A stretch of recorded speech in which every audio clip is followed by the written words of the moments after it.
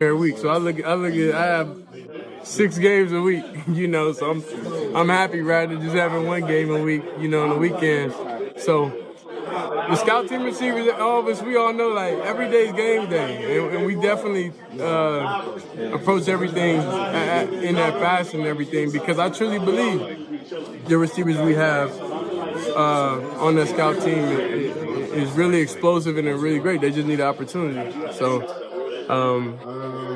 yeah, I'm very thankful. I have those guys, out there with me whenever I'm out there competing. Picture this. Shedeur Sanders finally grabs the mic, and no, he's not talking touchdowns or Heisman hype this time. He's talking about his scout team brothers, the guys who grind in silence, paid in bruises and sweat, surviving on cold Gatorade and high fives like they're trophies. Suddenly, the background crew is front and center, and the question everyone's asking is, what did Shedeur really spill? Did he crown them unsung heroes, flame them like burnt toast, or pull the curtain back on a full-blown locker room soap opera? This ain't just football talk anymore. It's pure reality TV with shoulder pads, and the drama is impossible to ignore. And trust me, when Shedeur Sanders opens his mouth, the whole room stops like somebody just dropped gossip at a family cookout. His words don't just land, they ripple, they echo, they shake the building. ESPN has reported that Shedeur Sanders is not receiving any reps. That means no second team, third team, not even scout team reps. Meaning he's just sitting in practice, throwing the ball to whoever and just going through drills all day. No practice reps? No nothing? He can't improve? Why? Why is he not given an opportunity to even improve his skills? That's the whole point of practice. I understand now letting him go with the ones at this point. You've made it clear. Maybe even second team, but not even scout team rep. This isn't some kid whining about bad cafeteria food or crying for more reps. No way. This is a quarterback rewriting what leadership looks like, outshining men twice his age, while still being shoved into the Shedeur W's by a Cleveland Browns franchise that wouldn't recognize good judgment if it walked in with neon lights and a marching band. Think about how wild that is. The kid who should be treated like football royalty, benched, while Cleveland clings to Joe Flacco's ghost like it's still 2012. Instead of throwing tantrums or calling out the circus, Shedeur shows love. He calls his scout team family. Family like Fast and Furious, except with fewer Vin Diesels. Shedeur Sanders and his scout team, or these reps or that reps. But like I've said in all my videos, I think the biggest thing we need to listen to is Shedeur himself. He has come off as humble, understanding the media, patient in every single time. So when the haters are saying that he's a bum and he should be cut, and maybe some people are saying that he should be mad, Shedeur Sanders knows that he's waiting for his time, the perfect time. God's timing, man. Here's what Shedeur has proven. And way more 300-pound linemen who crush pizzas like they're appetizers after practice. It's gritty, it's raw, and it's the kind of respect that makes you realize Shedeur isn't just a player. He's a leader who sees value where no one else dares to look. And here's where the real magic hits, because Shedeur isn't bitter, not even close. He's not sulking in the corner, he's not throwing shade at the front office. Though let's be real, they deserve a full solar eclipse for the way they've handled him. Instead, this dude is out here shining light on the scout team, the forgotten soldiers of football. These are the guys who spend every week pretending to be the enemy. Shedeur Sanders just confirmed that he's ready when he's called. But what shocked everyone is how much he is loving life on the scout team. And trust me, this could flip the entire Browns QB battle. It's a learning The straight definition of what Shedeur meant when he gonna get time to cook and marinate and sitting on the sideline and just learning and being ready and getting prepared better for when his opportunity comes. This is what I was telling y'all about when it was reported that Shedeur was getting no scout team reps. What I meant when I said he was getting no scout team reps is exactly what he said, what I wanted to happen. So the starters don't trip over themselves on Sundays, and usually the only credit they get is another bruise. But Shedeur flipped the script. He made them sound like straight-up Avengers with cleats, the hidden heroes nobody ever talks about. That's a bold move, a power play. Think about it. Cleveland gives Shedeur less playing time than a Waterboy gets camera time in a Gatorade ad. Yet somehow, he still comes across like a 15-year vet who's seen everything. Saying he's mature for his age doesn't even scratch the surface. This man is operating on another level. Meanwhile, the older quarterbacks, they're out here looking like cranky toddlers throwing tantrums over spilled milk, while Shedeur calmly builds loyalty with the most overlooked guys on the roster. Imagine how the scout team felt, one day invisible, sweating it out, running plays they'll never touch in a real game. So here's the thing. You don't want Shedeur, who is a 5th-round draft pick, 3rd stringer, to be learning other offenses, to be mimicking other offenses or defenses when he's playing, because sometimes you got to even switch and play the other side of the ball. I have played offense before as scout team. I digress. You don't want him doing anything Atlanta Falcons because you want him to learn the Cleveland Browns way. What does that mean? You're not running scout team. You're going to stand right here, as Tony Rizzo saw or heard, was informed. You're standing right here next to Dylan Gabriel, next to and watching Joe Flacco. Getting barked at like their whole purpose is to be Patrick Mahomes on a Wednesday. The next day, Shedeur calls them brothers. That's not just leadership. That's Hallmark movie energy dressed up in shoulder pads and bruises. And somewhere in Cleveland, you just know a PR guy fainted at his desk. Because let's face it, the Browns PR team has been stuck in crisis mode since the Bush administration. Every time you think they've turned the corner, boom, they're right back to being the NFL's version of a circus act, auditioning for functional franchise like it's an impossible role. And now they've got Shedeur Sanders, a diamond quarterback, making the scout team look more valuable than the starters Cleveland keeps parading out.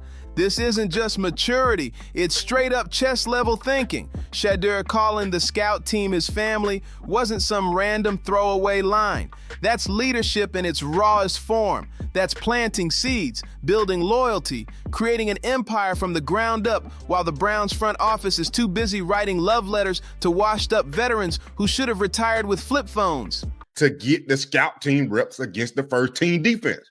Listen to what he said now. He said everybody ain't got a Myles Garrett. Everybody ain't got these linebackers we got. Cleveland defense is a solid defense. They got some holes in some places, and the offense can't put up no points right now.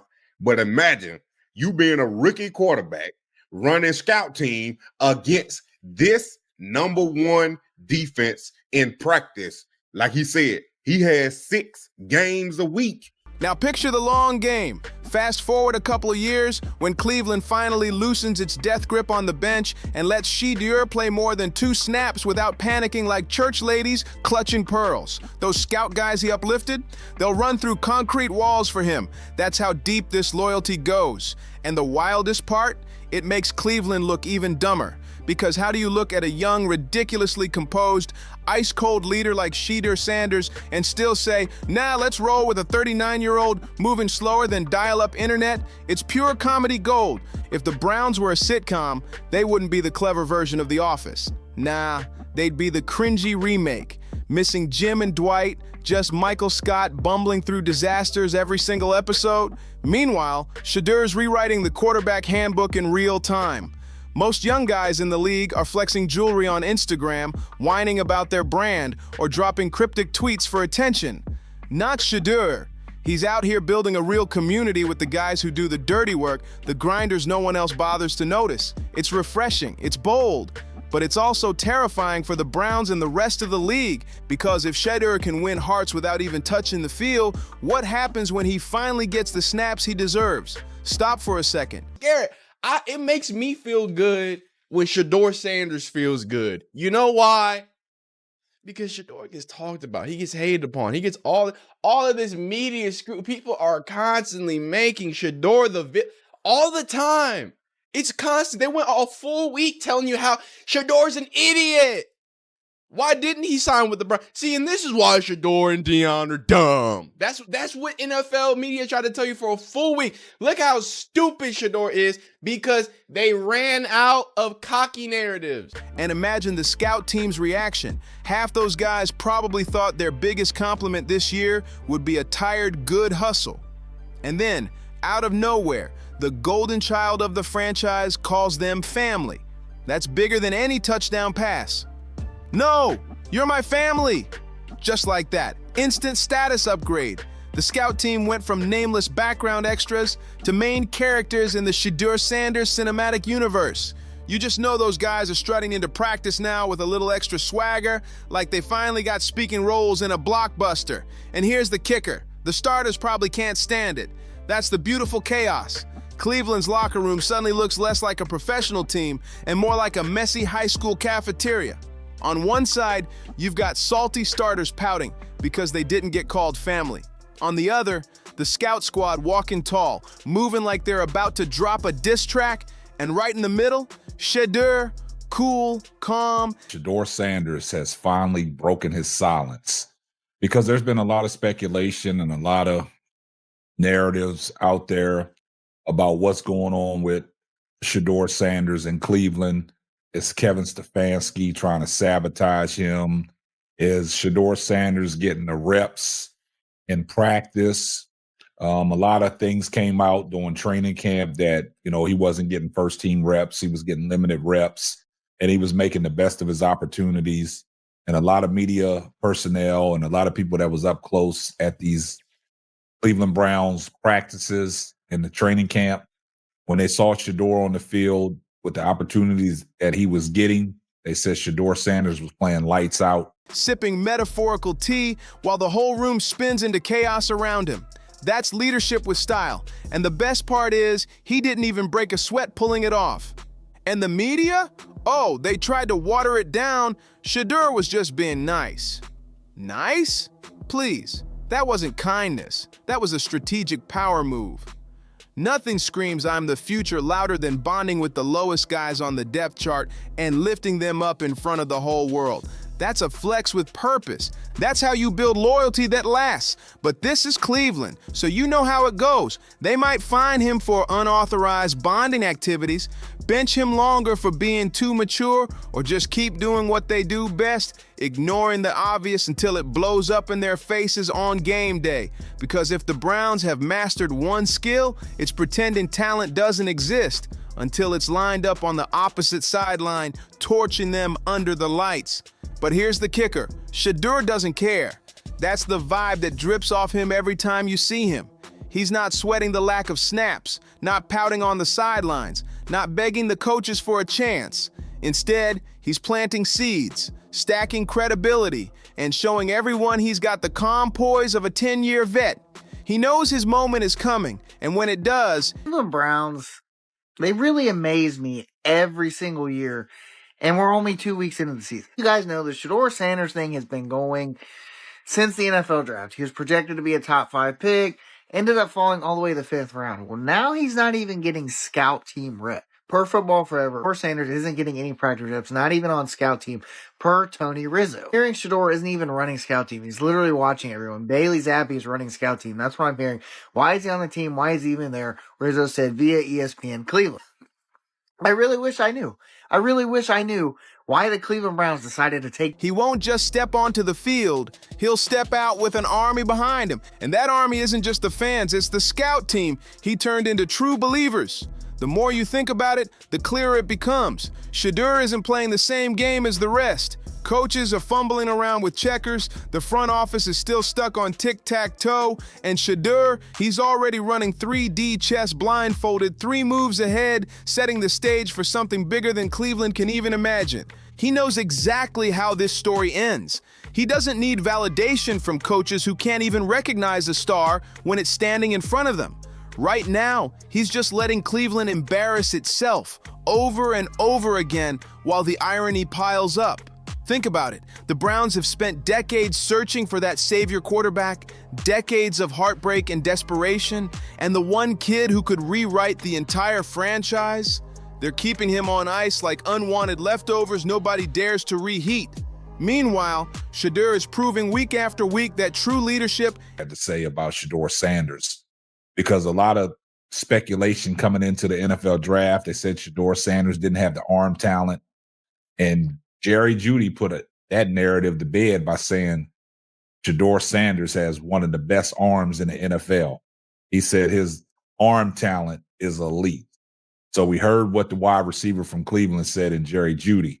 And we also heard what Njoku said, the tight end, And everybody that's surrounded around the Cleveland Browns, we heard what Myles Garrett said. Isn't about the stat sheet. It's about presence, influence, and character. He's making the scout team feel like headliners, turning Shedeur W's into stars. That's not just maturity, that's revolutionary energy. That's the blueprint legends are built on. And at some point, even the most stubborn Browns fan will have to admit the truth.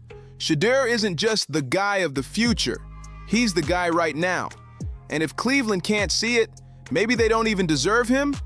Because here's the truth. You can only ignore the obvious for so long before the obvious packs up its bags and starts winning somewhere else. And deep down, that's the Browns' biggest nightmare.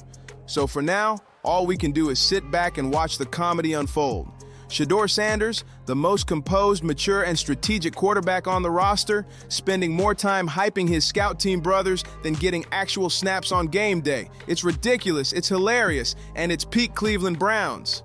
But hidden inside the absurdity is a warning. Because once this kid finally gets his shot, the same people laughing will be the same ones scrambling to keep up. That's the genius of Shedeur. While the Browns are tripping over their own shoelaces, he's already laying bricks for something lasting, something real. At this point, y'all are saying he can't do anything right. I recently saw last week when the kicker missed his kick in the last couple of seconds, Shedeur went over to give him some words of encouragement, and y'all said that he just wanted some TV time. Newsflash. The only reason why the camera was over there is because Shedeur walked over there. Like, you've been able to have an explanation for everything on why he's not good, why he can't play, but explain why you won't allow him to practice. Explain why you won't allow him to actually get better. Y'all are making it very obvious. You just want to bury him so we can just stop talking about him. He's not out here chasing headlines or forcing viral clips. He's just being himself. Calm, collected, effortlessly cool, and impossible to rattle. And that's what makes him dangerous in the best way. In a franchise that usually runs like a blender with the lid off, Shedeur actually values the guys around him. He sees the overlooked. He respects the grinders, even when the so-called brain trust in Cleveland treats those same men like disposable chess pawns. That's what makes his scout team family line so legendary, because who else in his position would even think to say that? Most young quarterbacks in Shedeur's shoes would be stomping their feet, demanding snaps, and firing off passive-aggressive tweets like it's a side hustle. But not him. He's out here making the clipboard holders and the guys running fake plays feel like kings. That's Jedi-level maturity, and let's be real, those scout team warriors need it badly. They're the unsung soldiers of football, the practice field grinders who spend more time pretending to be the Ravens' defense than actually living their own playbook. Every week, they wake up, strap on pads, and step into an audition for a Broadway show where they'll never touch the stage, invisible to the fans, forgotten by the spotlight, and yet crucial to keeping the starters afloat. Then along comes Shedeur Sanders, handing out respect like Olympic gold medals. That's the kind of recognition that doesn't fade, the kind of moment that carves itself into a player's memory forever. And when that happens, the locker room chemistry shifts. Suddenly, Shedeur isn't just another quarterback clawing for scraps of playing time. He becomes the glue guy, the bridge builder, the one tying together the forgotten grinders with the guys hogging headlines. And here's the wild part. You can't coach that, and you sure can't fake it. That's instinct, that's real. And it's exactly the kind of leadership Cleveland keeps tripping over. While the Browns waste time polishing helmets for quarterbacks who peaked back when the Obama administration was still in office, Shedeur's quietly turning every practice into a masterclass in human connection. He's not just learning football, he's teaching what leadership really looks like. That's the difference between a player just clocking in for a paycheck and a quarterback laying the blueprint for a dynasty. Shedeur isn't just throwing passes, he's throwing lifelines. And in a league where egos balloon bigger than stadium jumbotrons, that kind of humility is almost shocking. But here's the kicker. The Browns coaching staff probably sees it as a problem. That's the NFL for you. Build too much chemistry with the wrong group, and suddenly you're tagged as being too friendly, like being respected and well-liked is some kind of liability. Shedeur again, and he's likes to have fun out there is the best I can describe it. You know, he comes on the field and he's going up to the receivers and like thinking of celebrations to do when we score, like creating celebrations and all that, and that's awesome. It lightens up the mood. Everyone feels like, 'cause you go in there, especially the first couple of days of minicamp, and everyone's tight, everyone's stiff, everyone's like, I can't make a mistake, I can't mistake. And he's coming up to you asking, you think he has an important question for you? He's like, hey, twin, what celebration you want to do? Yeah, all right. Like, I like it. You know that. Definitely loosens you up and makes you play a little freer. Meanwhile, the real liability is still jogging out onto the field every Sunday, tossing wobbly ducks that look like carnival game throws for charity. The irony writes itself, and Cleveland doesn't even notice. They've got a quarterback who's so grounded, so composed, so locked in on lifting the entire roster that he's winning hearts without even taking meaningful snaps. And instead of embracing it, the Browns are probably sitting around a conference table scratching their heads, terrified it might threaten the delicate ecosystem of mediocrity they've been working overtime to preserve. But here's the truth. Loyalty always pays dividends, and when Shedeur finally gets unleashed, those scout team brothers he called family are going to repay him in full. They'll block harder, run sharper, sell out on every play like their lives depend on it. That's the kind of fire you can't measure with a stat sheet, the type of loyalty that turns sidelines into battlegrounds, and the kind of leadership Cleveland keeps wasting while the rest of the league watches in disbelief. And here's where it gets almost cinematic. Because loyalty isn't just a buzzword for Shedeur, it's his secret weapon. While other young quarterbacks are out here flexing chains, chasing clicks, and begging for headlines, he's building something that actually lasts. He's stacking relationships, not just stats. And that's how dynasties are born. Think about it. Those scout team guys he called family, they'll remember that forever. Years from now, when the lights are brightest and the stakes couldn't be higher, those same men will run through concrete walls to protect him. That's not strategy you draw up on a whiteboard. That's real-life equity, loyalty that compounds like interest. And it all started with a simple word: family. Meanwhile, Cleveland keeps playing their favorite game, denial. They've got a quarterback more composed than half the league, a natural-born leader who wins hearts without playing downs, and somehow they're still clinging to mediocrity like it's their brand identity. You couldn't script this level of self-sabotage if you tried. The Browns treat raw leadership like it's a distraction, while tossing the actual distractions out on the field every Sunday to wobble around in real time. And when the day comes, and trust me, it will, Shedeur won't just step onto the field, he'll bring an army with him. The scout guys, the overlooked grinders, the invisible warriors, they'll block harder, run sharper, and lay it all on the line because their quarterback treated them like kings when no one else bothered. That's the kind of story that flips a franchise upside down and leaves the so-called brain trust in Cleveland scrambling for excuses. That's the stuff legends are made of. Those little moments, treating the overlooked guys like gold, building loyalty in the Shedeur WS, those are the bricks that turn promising quarterbacks into icons. And Cleveland, bless their chaotic little hearts, will still sit there acting shocked, because that's what they do best. They get blindsided by the obvious, stunned by things everyone else saw coming from a mile away. It's almost their brand at this point: denial, shock, repeat. Meanwhile, Shedeur Sanders is calmly stacking legacy points before he's even been given a fair shot to lead. He's redefining what it means to be a quarterback, not just throwing passes, but throwing lifelines, not just running plays, but running community. And while the Browns keep tripping over themselves, the whole league is watching, taking notes, and realizing they've got a problem brewing in Cleveland. Because sooner or later, the kid they're burying on the depth chart is going to rise, and when he does, it won't just be a debut, it'll be an explosion. So what do you think? Are the Browns clueless enough to miss their own golden ticket again, or will they finally get it right? Let me know in the comments. And if you enjoyed this breakdown, don't forget to like, subscribe, and share, and I'll see you on the next one.